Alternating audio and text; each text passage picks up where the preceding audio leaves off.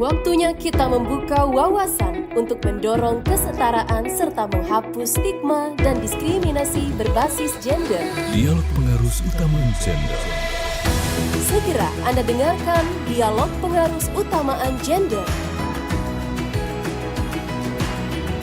Dialog Pengarus Utamaan Gender. Di siaran Pengarus Utamaan Gender untuk hari ini, pendengar, Senin 22 Desember 2025. Dan hari ini 22 Desember ini diperingati sebagai Hari Ibu ya. Dan ini sebagai momentum yang sangat diperingati setiap orang, karena peringatan Hari Ibu di Indonesia ini ternyata banyak memiliki makna yang berbeda kalau dibandingkan dengan perayaan di negara lain. Karena ini menekankan penghormatan tentang perjuangan dan kontribusi perempuan dalam sejarah nasional. Untuk itu di Dialog Palembang, untuk dialog di Pengarus Utamaan Gender hari ini kita bakal ngobrolin tentang perempuan berdaya, keluarga aman, dan mencegah kekerasan sejak dari rumah. Bersama dua narasumber kita yang sudah hadir di Studio Pro 1 RRI Palembang untuk pagi hari ini, ada Mbak Resi Trimulyani SHMH.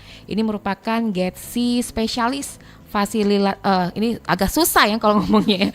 Fasilitator Hello Sister Indonesia. Assalamualaikum warahmatullahi wabarakatuh. Selamat siang Mbak Resi. Selamat siang.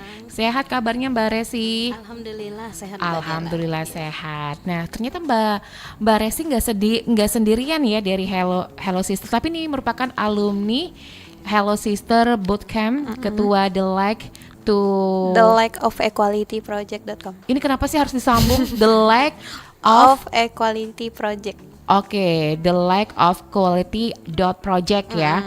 Dan ada Mbak Elan. Selamat siang Mbak Elan. Selamat siang Mbak. Sehat kabarnya Mbak Elan? Alhamdulillah sehat. Alhamdulillah sehat. Sebenarnya kalau ngomongin tentang Hello Sister ini udah sering ya mondar-mandir di Studio Pro 1 RRI Palembang. Tapi ada yang sedikit spesial nih. Mungkin kita ke Mbak Resi dulu. GETSI Specialist. Boleh dikasih tahu dulu apa sih GETSI Specialist? Ya, GETSI itu singkatan dari Gender Equality, Gender. Equality, Disability, Social Inclusion. Jadi biasanya ini terkait tentang isu kesetaraan gender, disabilitas dan inklusi sosial begitu, Mbak. Oke, ini merupakan bagian dari Hello Sister juga ya. Hello Sister Indonesia untuk Sumatera Selatan ya. Ya, kita baru di Sumatera Selatan. Sumatera Selatan, oke. Nah, kalau yang ini ada alumni Hello Sister Bootcamp dan merupakan tadi the like quality ya. The Like of Quality Project. Ini apa nih? Boleh dikasih tahu juga. Kalau alumni Hello Sister Bootcamp itu kemarin kan Hello Sister ngadain bootcamp, itu pelatihan. Kami dilatih memang khusus seluruh universitas, khususnya di Palembang itu banyak yang ngikutin, dan anggota Hello Sister juga banyak yang alumni bootcamp.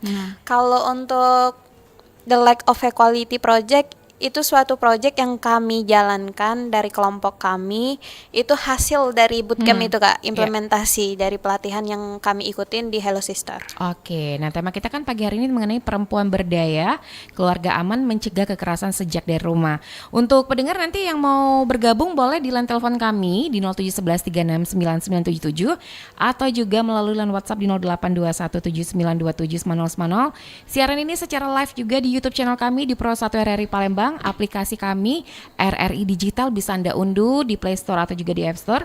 Terus via streaming kami di rri.co.id.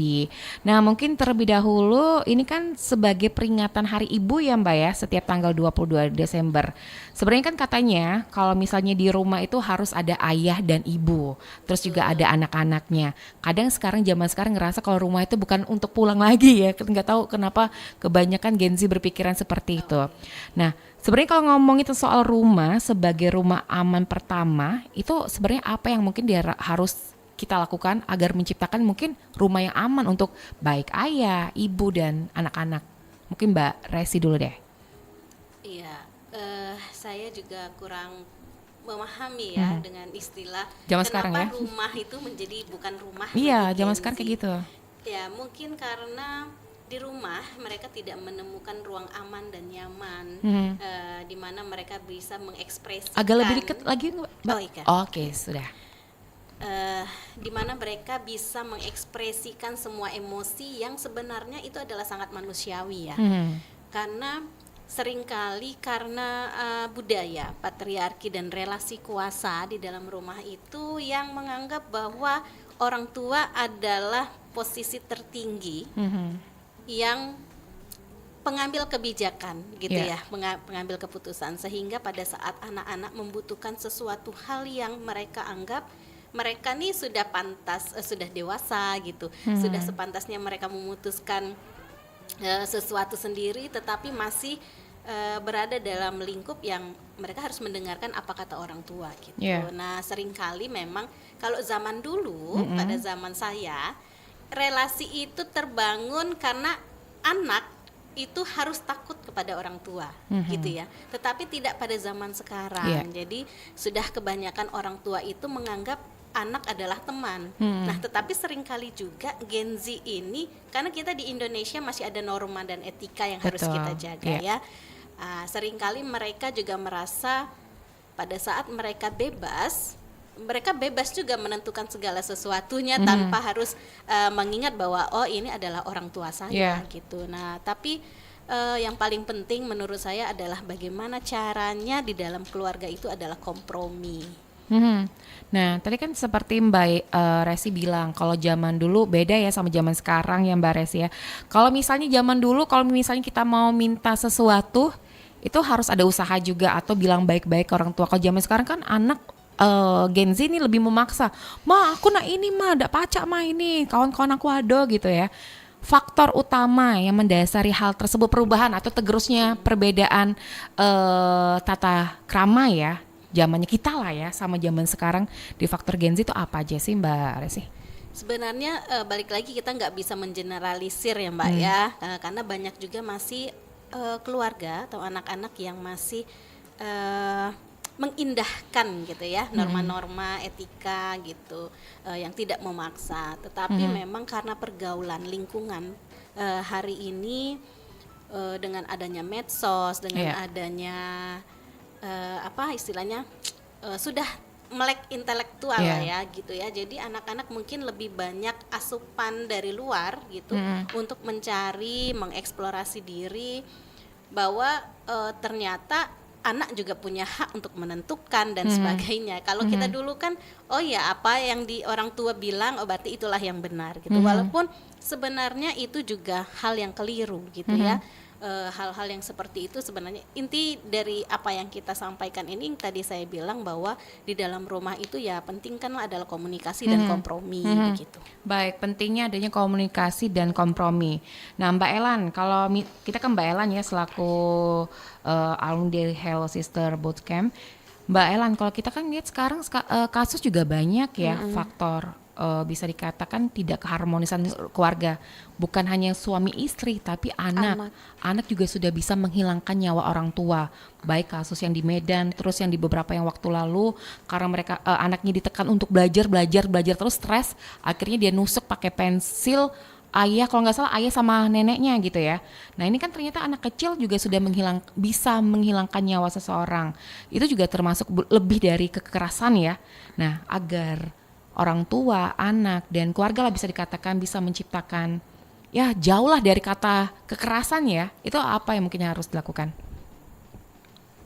Baik, terima kasih Mbak Elan. Oh belum. Silakan Mbak Elan. Kalau menurut saya pribadi itu lebih lebih inklusif. Kalau kasus dari yang kakak jelasin tadi, sebenarnya sebagai anak dan juga kebetulan Elan juga baru beranjak dari yang dituntut harus belajar, harus pinter, harus ini. Karena kadang orang tua itu terlalu menginginkan keinginan diri sendiri dari orang tua. Itu bisa dibilang egois gak sih? Gak tahu, tergantung perspektif orang tua masing-masing. Tapi menurut Elan di sini harus mengerti dulu dengan anak. Kayak kita lihat anak kita ini mempunyai potensi di bidang apa. Kadang anak tuh enggak harus pintar di belajar loh. kadang ada yang nyuka musik, tari Iya. dan lain-lain. Lebih komunikasi, balik lagi ke Kak Eci tadi, itu kompromi dan komunikasi itu harus balance dari anak ke orang tua. Iya. Orang tua menginginkan anaknya gini-gini, sedangkan anaknya beda. Aku punya hobi ini, dan anak itu harus berani juga bersuara. Mentang sebagai anak nggak dikasih ruang untuk ngomong apa yang sebagai anak aku ingin ini loh, ma apa gitu. Harus, yang pertama harus komunikasi yang baik dan benar, tidak luar dari etika Iya. sebagai anak. Dan yang kedua, sebagai orang tua jangan terlalu menuntut aku ini orang tua loh. Iya. Kadang anak tuh butuh sosok kakak, Teman sosok ya? temen, sosok kayak bestian lah, Iya. kayak chill aja gitu. Jadi jangan terlalu aku ini orang tua loh, harus gimana gitu kan. Zaman dulu, Gen Z sekarang sih lebih apa ya? Lebih pengen orang tuanya itu segala multifungsi lah Kak, bisa jadi kakak, bisa. Kadang kalau kita terlalu frontal sebagai orang tua, terlalu keras, terlalu ini, kamu harus jadi ini. Jadi anak itu insecure Kak. Mereka kayak harus dituntut, dan itu muncul rasa takut untuk bersuara. Nanti kalau aku ngomong ini kena marah ini. Iya. Itu sih. Jadi dari kecil harus balance komunikasinya, harus ngerti. Tapi kan kadang kalau misalnya ada kayak pemikiran pola pikir orang, kalau anak dilembuti terus katanya ngelunjak gitu ya, kalau bahasa kita.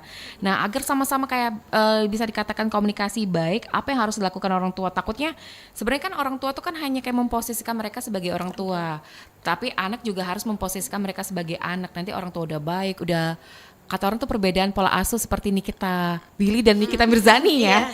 Takutnya kalau Nikita Willy terus ngelunjak ini ya, nggak bisa diginiin. Nah, mungkin ada tips dan trik juga nggak sih Mbak, dari Mbak Ellen, versi Mbak Ellen dulu, Mbak Ellen. Kalau dari Ellen pribadi, kalau Ellen kebetulan dua-duanya dapat versi dari Mbak Nikita Willy dapat, kalau sebagai Oke. anak dari Nikita Mirzani juga dapat. Dua-duanya. Iya, dua-duanya dapat. Tapi lebih kembali lagi ke sini Kak, untuk konteks sebagai anak, itu mereka hanya pengen ruang aman, ruang mereka ketika mereka bebas untuk mengungkapkan apa yang mereka rasain.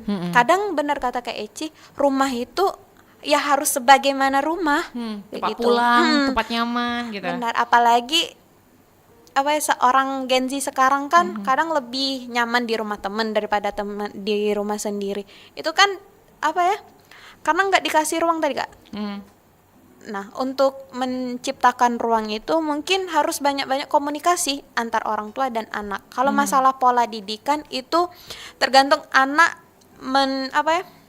menganggap Iya. orang tua itu, kalau dia mengerti, oh ini terbaik. Dan juga orang tua, enggak semua didikan keras itu baik, dan enggak semua didikan keras itu tidak baik. Oke.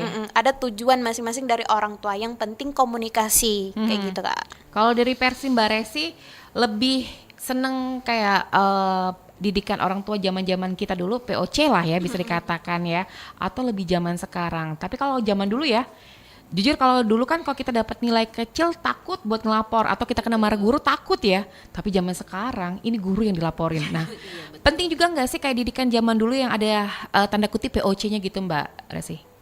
Iya, didikan VOC yang Mbak Dela maksud itu yang seperti apa, saya belum bisa Ini loh menggambarkan yang kayak secara misalnya jelas ya. kalau jamnya siang, jam makan siang. Oke. Kalau jam tidur ya tidur gitu, nggak ada kompromi-kompromi, nggak ada main gadget-gadgetan gitu. Itu tadi balik ke kompromi ya. Tapi kan seringkali juga kita menafsirkan istilah VOC ini dengan kekerasan misalnya. Nah, iya. kalau dari sudut pandang yang seperti itu jelas saya sangat menolak gitu ya, dan tidak setuju dengan tipikal didikan yang seperti itu, karena anak itu apapun alasannya tidak boleh dipukul, tidak boleh mendapatkan kekerasan secara fisik. Dan beberapa kekerasan juga itu kan macam-macam ya, ada kekerasan fisik, psikologis, ekonomi dan sebagainya. Nah, tetapi memang dari sudut pandang saya sebagai orang tua, benar kata Mbak Dela tadi, kadang pada saat kita lembut, anak-anak kayak ngelunjak gitu Iya. ya.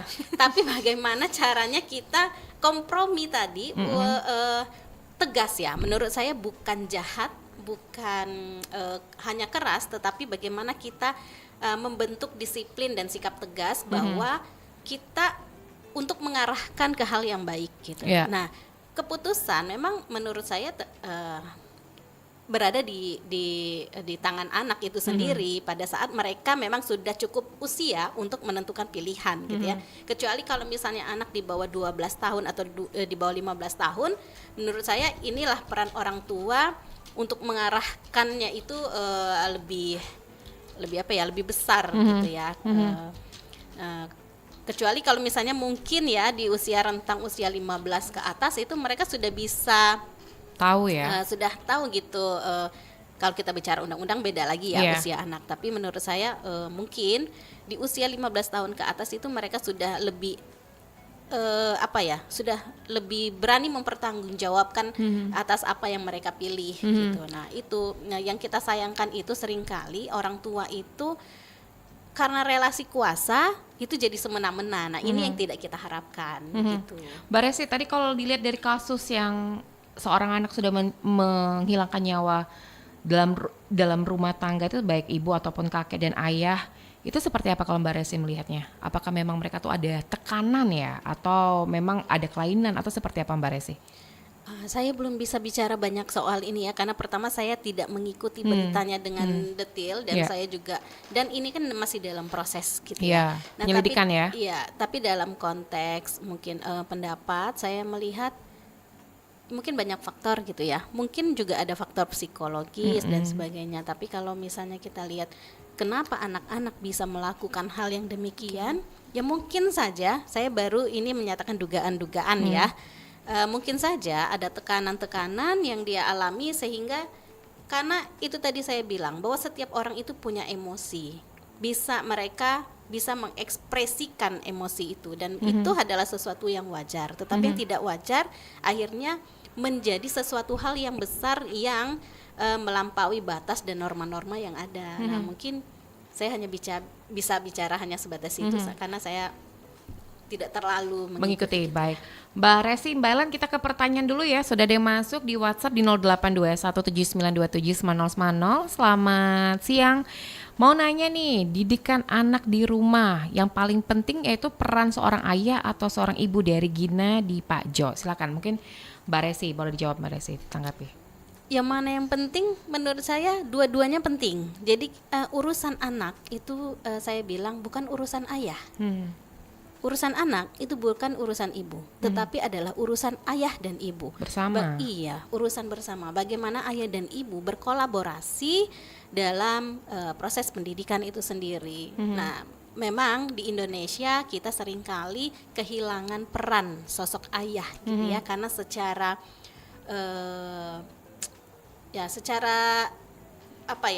konstruksi gender. Nah, secara konstruksi gender peran-peran ayah itu lebih pada urusan-urusan publik gitu kan, dan urusan domestik itu ditanggungkan kepada ibu. Nah, itulah kenapa seringkali banyak anak Indonesia yang kehilangan peran ayah.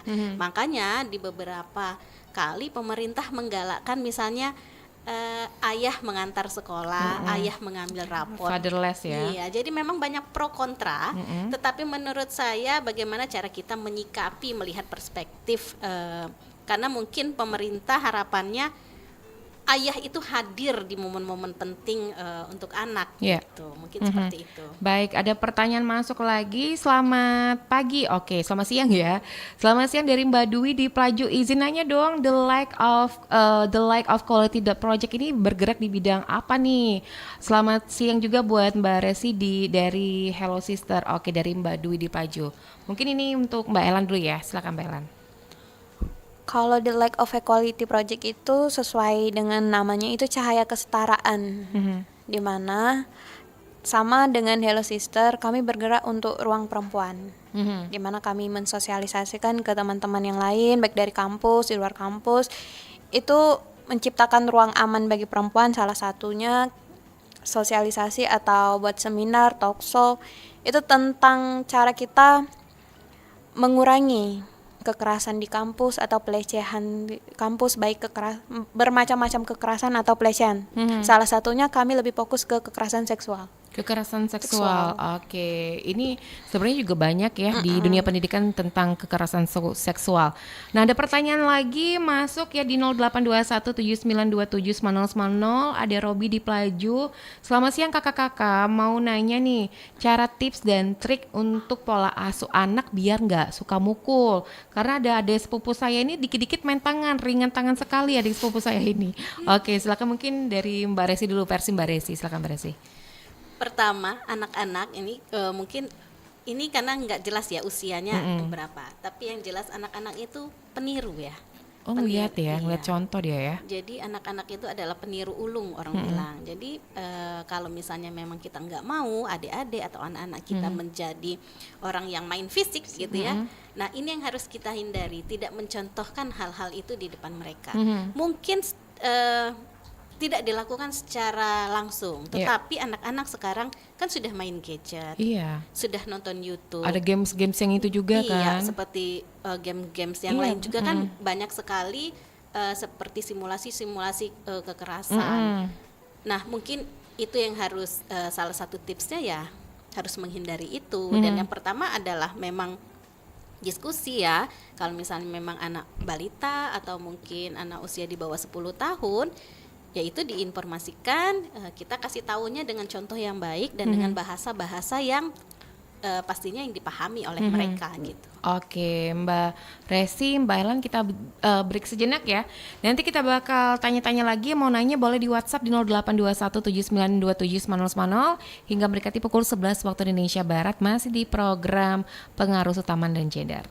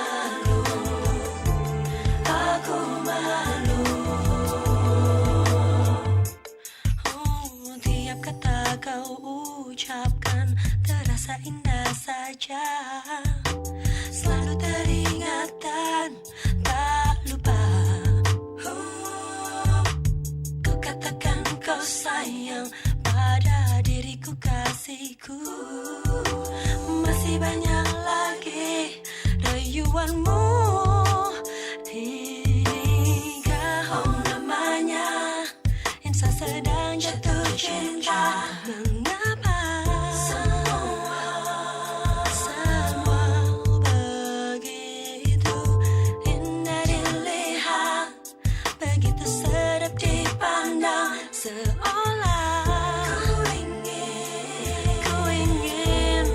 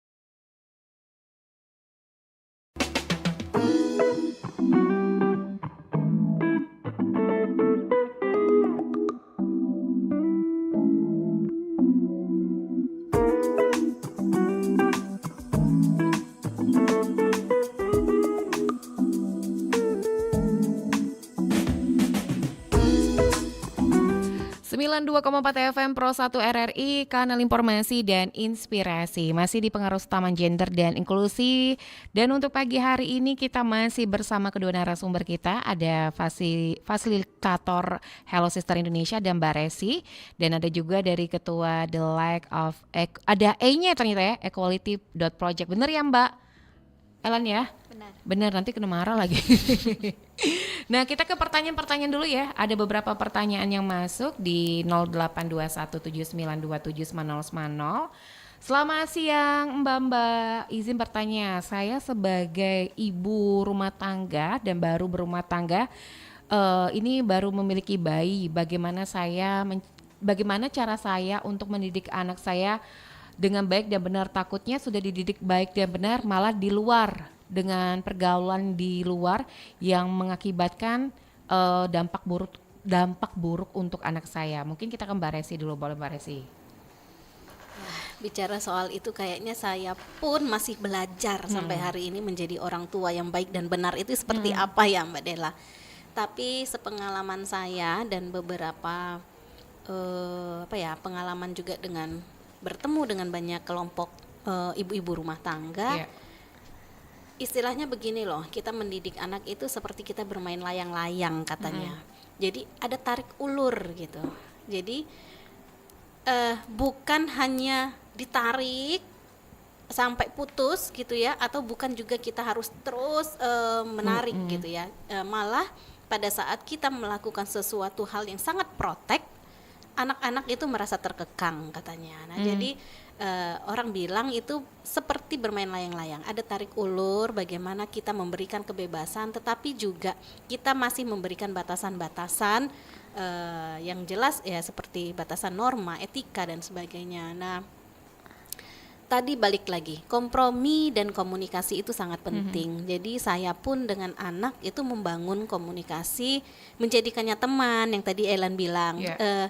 Sesekali saya menjadi teman, sesekali saya menjadi orang tua, sesekali saya menjadi kakak, sesekali saya pun menjadi relasi setara gitulah. Bagaimana kita duduk bareng, kira-kira kita membuka perspektifnya. Sebenarnya apa yang kakak inginkan, apa yang kakak, ada momen-momen di keluarga yang harus kita ciptakan sebagai ruang aman dan nyaman untuk anak-anak. Contohnya misal, kalau misalnya kita adalah ibu pekerja gitu ya, yang jarang bertemu dengan anak-anak, mungkin saat makan malam kita harus duduk bersama, menciptakan ruang aman, ruang nyaman itu. Itulah momen-momen di mana kita menceritakan keseharian, apa yang menjadi keluh kesah atau apa yang membuat anak-anak happy. Nah itu yang mungkin bisa terus kita dorong untuk menggali gitu ya, menggali karakter-karakter anak kita ini seperti harus bagaimana kita mendidiknya, apakah dengan cara yang sedikit keras ataukah, karena banyak tipe anak itu berbeda gitu kan, tipe mereka menerima kasih sayang pun berbeda. Ada juga anak yang dengan apa, kalau sentuhan itu apa istilahnya, physical touch gitu kan. Ada yang merasa disayang kalau dipeluk, tapi ada juga yang merasa disayang itu dengan diberikan hadiah. Nah mungkin itu yang harus kita pahami dari karakter anak kita gitu. Tapi di era zaman sekarang Mbak Resi, ada tantangan tersendiri nggak sih kayak membesarkan seorang anak, mengingat kalau kita kan udah kayak mengasuh dengan baik dan benar, udah memberikan nafkah baik dan benar, tapi di luar kita kan nggak pernah tahu karena kita nggak 24 jam bersama si anak. Takutnya anak ini malah terjerumus dengan hal-hal yang negatif. Tapi ada tantangan tersendiri nggak buat Mbak Resi dengan pengalaman Mbak, dan bisa dikatakan anak udah masuk usia dewasa gitu Mbak Resi? Iya betul. Tantangan setiap orang tua pasti ada ya, baik zaman dulu yang kita bilang maupun zaman sekarang. Nah kalau saya lebih kepada membuka ruang itu. Jadi kalau misalnya dia pulang sekolah, dari kecil saya sudah biasakan menanyakan gitu ya, bagaimana perasaannya di sekolah. Dan saya pertama kali kalimat yang keluar dari mulut saya itu bukan seperti apa nilaimu di sekolah, bagaimana hasil ulangan tadi, tidak seperti itu. Tapi seringkali saya menggalinya dengan pertanyaan yang pertama, happy nggak nak tadi di sekolah? Gimana tadi di sekolah? Ketemu teman barukah? Atau ada yang membuat kamu nggak happy kah gitu. Jadi mereka lebih terbuka pada saat kita menyentuh perasaan. Mungkin seperti itu Mbak Della. Jauh lebih ke pendekatannya lebih ekstra Iya, ya Mbak betul. ya.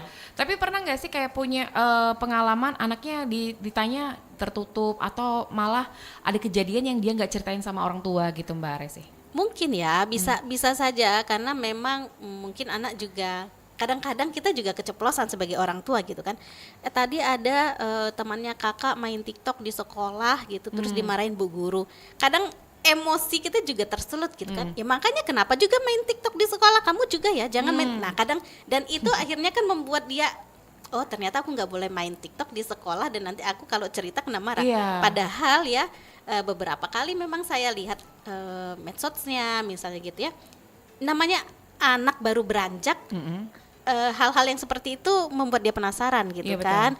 Dan ada juga anak-anak yang hobi mungkinnya yang senang gitu dan dia pernah melakukan itu tapi mungkin saja dia pernah nggak bercerita, nggak terbuka. Tetapi balik lagi bagaimana cara kita menyikapi sikapnya gitu. Harapannya memang setiap orang, tapi ada juga orang tua yang nggak bisa gitu ya, dalam tanda kutip itu nggak bisa membangun Chemistry ya? chemistry dengan anak-anaknya itu juga nggak bisa. Nah itulah yang mungkin kadang membuat anak itu menjadi seperti tidak diperhatikan, tidak diajak bicara, tidak diajak kompromi, mungkin seperti itu Mbak Apalagi Della. kalau punya orang tua yang terlalu sibuk banget ya, Bisa sampai jadi. nggak ada waktu untuk ngobrol pendekatan sama anak gitu ya Mbak Resi ya. Betul. Baik, kita kembali ke Mbak Elan selaku ketua The Light of Equality Project. Nah ini kalau dari pendampingan pernah nggak sih kayak ada kasus-kasus juga yang mungkin minta pendampingan atau juga tempat ke The Light of Equality Project ini Mbak Elan? Kalau untuk pendampingan sih kami lebih langsung ke advokatnya Kak. Kalau dari Hello Sister kemarin ada Kak Mona, ada yang lain itu kalau kasusnya memang udah harus ini banget kayak gitu. Ditangani oleh ini kan. Tapi kalau dari The Light of Equality kami lebih membuka ruang aman itu di kampus Kak. Lebih kayak ruang untuk mereka bebas mau bercerita entah yang dialamin mereka itu ke kami Kak. Lebih kayak sharing dari mereka minta solusi dan lain-lainnya kayak gitu. Apakah setiap kampus di Palembang ada bisa dikatakan tempat dari The Light of Equality ini atau ada kampus-kampus tertentu? Tahan dulu, kita terima telepon dulu ya. Pro 1 selamat siang. Halo. Baik, terputus. Boleh dijelasin nggak sih Mbak Elan kalau untuk tempat-tempatnya mungkin ada kampus-kampus tertentu nggak? Iya Kak, karena yang ikut The Light of Equality itu kami yang ikut Hello Sister Bootcamp kemarin. Nah kebetulan kalau kelompok Ellen itu anak Unsri, saya Ellen sendiri anak Tridinanti, dan yang lainnya itu UIGM. Enggak seluruh kampus sih Kak. Oh, berarti ikut Hello Sister Bootcamp kemarin aja. Iya. Nah, mungkin selama ada tergabung di Hello Sister Bootcamp ataupun juga yang ada The Light of Equality Project, pernah pendampingan kasus misalnya ya, ada yang cerita, Mbak aku ngalamin kasus ini, tunggu ya kita terima telepon dulu ya. Pro 1 selamat siang. Halo. Halo, selamat siang Om Ana.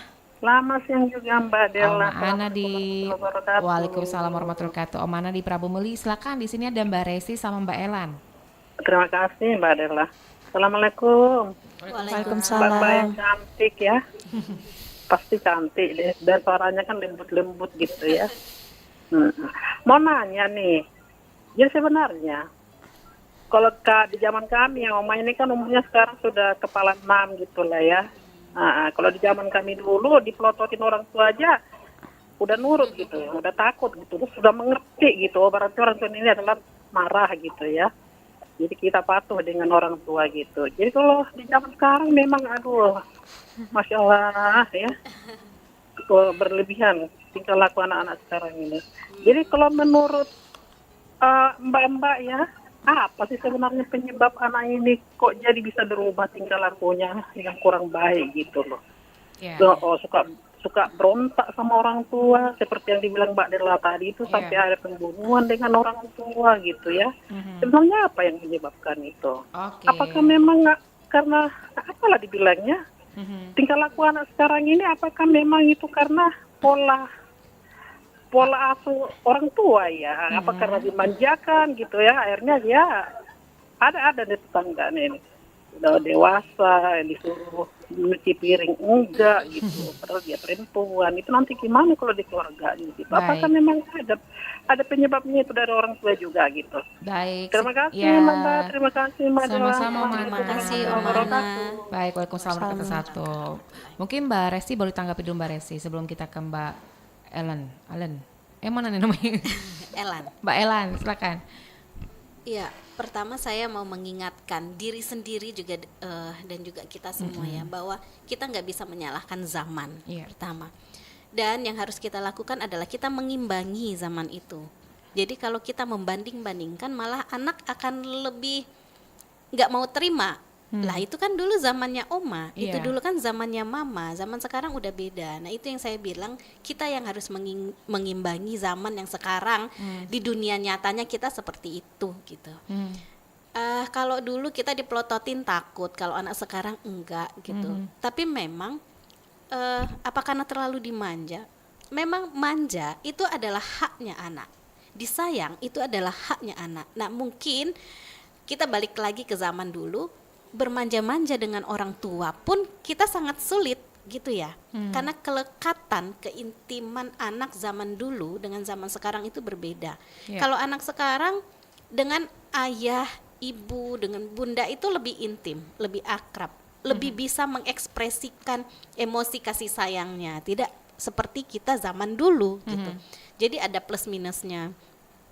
Jadi menurut saya, bagaimana kita mengimbangi karakter anak zaman sekarang. Kalau anak dulu, kata Ellen, yang namanya pinter itu pinter akademis. Tapi kan anak zaman sekarang peluangnya sudah sangat besar ya di non akademis. Jadi kalau misalnya dia punya bakat di luar non akademis, inilah yang harus dilakukan orang tua adalah mendukung dan mendorong, memfasilitasi anak agar mereka bisa berkembang. Nah, mungkin itu juga kesalahan-kesalahan, kekeliruan banyak orang tua yang masih menganggap bahwa pinter itu hanya di akademis gitu. Jadi anak terus dipaksa untuk belajar gitu. Nah, dan juga tidak menciptakan ruang aman dan nyaman itu tadi, sehingga kalau kita balik lagi ke cerita Ellen gitu ya, banyak sekali kasus-kasus kekerasan seksual yang akhirnya tidak terbuka di rumah sendiri, sehingga mereka mencari ruang aman yang lain, seperti mereka pergi ke the lack of quality misalnya. Jadi mereka curhatnya ke situ karena apa? Mereka takut kalau pulang ke rumah pasti akan dimarah, mereka akan disalahin. Banyak sekali alasan-alasan untuk menyalahkan korban. Makanya mama sudah bilang kamu tidak boleh keluar malam. Makanya mama sudah bilang kamu jangan berteman dengan si ini si A. Padahal kalau terjadi kekerasan seksual, yang disalahkan ya pelaku, jangan menyalahkan korban, gitu.